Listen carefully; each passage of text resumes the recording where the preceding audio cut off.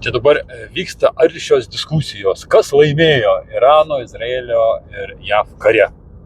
Ir taip, kai pažiūrėjau šitą dalyką, ir man taip juokingai atrodo, čia tas pats kas. Vyksta Eurolygos čempionatas ir po 2 varžybų Chebra jau pradeda spręsti, kas laimėjo. Jūs galite po 2 Eurolygos varžybų čempionato nuspręsti, kas laimėjo? Nu ne. Na, iš esmės vėlgi, kaip žiūrėsim pergalę, kokiame istorinėme laike. Ar imsim, pavyzdžiui, aš duodu krepšinį kaip pavyzdį, nes daug lengviau lietuviam yra suprantama. Žiūrėkit, komanda laimėjo varžybas. Jeigu žiūrėti, bet tenai gavo traumą pagrindinis žaidėjas, kuris nežais pusę metų. Jeigu imsim tik tai 1 varžybų rezultatą vertinimą, jo, laimėjom, niekas negali ginčytis. Bet jeigu imsim čempionato šituo laikotarpiu, tai dar klausimas, ar laimėjo ar ne. Jeigu pagrindinis žaidėjas gavo traumą. Tai tas pats ir su Iranu ir Iraku. Čia yra tik tai antras Marmalizono baleto tik tai etapas. Ir dabar spręsti, kas laimėjo, nu galima spręsti apie tarpinius laimėjimus. Tai nėra galutinis, ta prasme, finalas, tai nebuvo finalinės varžybos. Tai yra tik tai etapas pasibaigė. Galima aptarti, kaip pasibaigė etapas. Tada klausimas, pagal ką mes vertinsim. Kokie kriterijai? Apie naftos kainą? Vėlgi, kokiam laikotarpį vertinsim. Kai kas tai va, dabar nuo šitas Iranas ten visokias sankcijas prieš savo reikalavimus. Iš esmės, jeigu žiūrėt pagal Irano reikalavimus, jis reikalauja jį pripažinti atominę valstybę. Trumpas kaip ir taip, kaip ir ne. Iš tikrųjų mes nieko nežinom. Visi dabar aiškins taip, kaip jie nori, kaip jie supranta. Mes gyvenam tokiuose laikuose, kai viskas yra teisybė. Netgi žmogus rodantis į baltą sieną, sakydamas, kad tai siena juoda, jis yra teisus. Tai yra jo pasaulio suvokimas. Jo telefonas nusileidžia. Ir šitą, jeigu dabar vertinsim gerai, vertinsim tarpinius etapus. Kas ko norėjo pasiekti. Iš principo, amerikiečių tikslas yra tą Hormūzo sąsiaurį uždaryti. Bet jie negali tai paimti ir uždaryti. Jį reikia palaipsniui davesti iki to pasaulį, kad visi pabiški priprastų. Kai buvo pirmas etapas, 12 dienų karas, Iranas pagrasino uždaryti. Šiame etape Iranas jau buvo uždaręs, dabar atidarė tik tikrom sąlygom. Tai reiškia, bus 3 vaidinimas. Tai dabar laimėjo Amerika ar ne? Nu, manau, kad laimėjo. Viskas eina pagal Amerikos planą. Žiūrim dabar kitą žaidėjas, Iranas. Ar Iranas laimėjo? Irano valdžioje iki šio karo pradžios buvo lyderiai, kurie norėjo ramybės, norėjo susitarti su vakarais. Ir kažkaip ramiai gyventi, eiti link vakarų ir pabiški degraduoti. Tie visi lyderiai išpjauti. Kaip ir atrodo, šalis turėjo būti skaityti pralaimėtoje, nes neteko lyderių. Kelių neteko lygių, kartų. Dabar 3 ar 4 kartą jau lyderių. Dabar atėjo jauni, alkani ir neturintis kito varianto ir kito šanso, kaip užsiimti valstybės reformą, valstybės plėtimu, valstybės stiprinimu.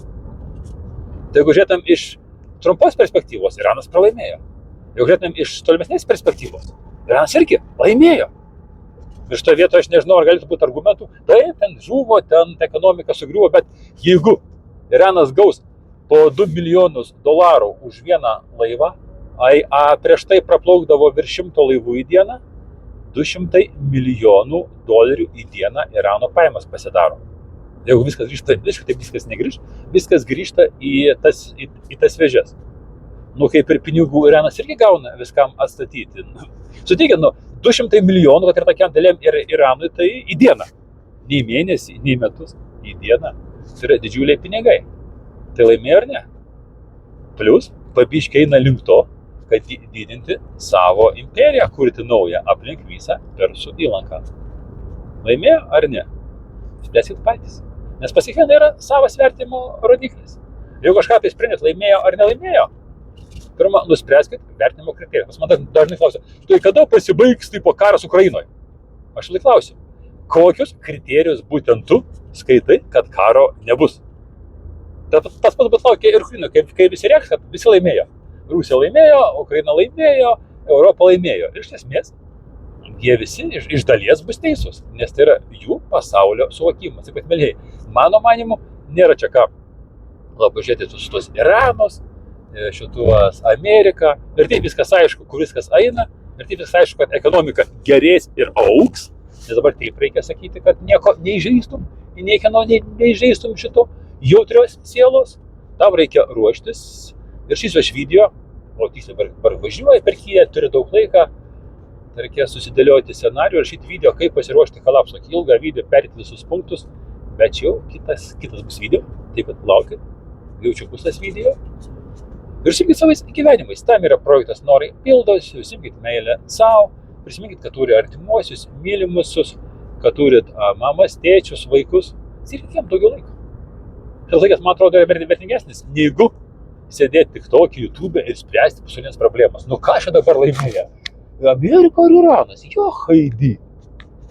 Kas taigi dabar ruseliai pralaimėja, nes vėl nukrita naftos kaina. Taip, bet ukrainiečiai padarė Locką, vėl jeigu išlaimėjo, pralaimėjo. Dalį Rusijos uostų susprogdino. Šaunuoliai. Geresnės paslaugos rusų negalėjo padaryti. Dabar ruseliai galės diktuoti savo sąlygas Indijai ir Kinijai dėl naftos. Jūs suprantat, tokia situacija, kas daugiau batkų duosi, kas mums daugiau duosi technologijų, ar kažkokio kito dalyko, ko ruseliam reikia, tiem naftą ir duosim. Suprantat, kad mes tai tikrai visus įpareigojimus vykdomėm. Bet taigi va tie piktieji ukrainiečiai, force majoras ir mes nebegalim vykdyti. Iš toje vietoje Bloomberg'e buvo skaičiai, kad Rusijos naftos pardavimų kiekiai sumažėja, o pajamas padidėja. Nemano Bloomberg'o. Šiaip iš tikrųjų Bloomberg'e skaičiai yra geri būna. Jų tik tai ir interpretacija, ta prasme, jų traktavimas yra toks savotiškas. Taip, iš toje vietoje iš ten skaičius galima imti ir niekas nepasakys, kad, ta prasme, kad tai Kremliaus skaičiai arba ten kokio vatnikų skaičiai. Tai yra, ta prasme, gerbiamos agentūros, aš manau, taip jau vakarų pasaulyje skaičių ir gerbėjom. Pastasyti šitą laikiklį žiūriu, kinietiškų kelių net laiko. Nors keliai pusė velnė, bet čia upė, čia viskas, tai betonkės. Tai mėlyjei, užsimkit savom šeimom, užsimkit savais gyvenimais, dėkit ant tų visų, kas laimėjo, kas pralaimėjo, vis tiek, kol kas niekaip jūsų tiesiogiai į gyvenimą neįtakoja, jeigu jūs patys juo neužsiimsit. Spaudžiam taip, dalinamės su kitais, jeigu skaitos, kad yra vertinga, ir einam į priekį.